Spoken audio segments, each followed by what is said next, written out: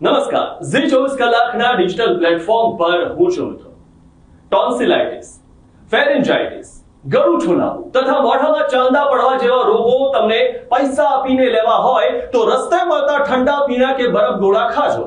આ બધું જ તમારા શરીર માટે અને તમારા બાળકોના સ્વાસ્થ્ય માટે કેટલું હાનિકારક છે, આવો જાણીએ ડોક્ટર પાસેથી। એની અંદર વપરાતા કલરો, એની અંદર વપરાતા સુગર અને સુગર સબસ્ટિટ્યૂટો અંગે કોઈ ખાસ કંઈ ચોકસાઈ હોતી નથી।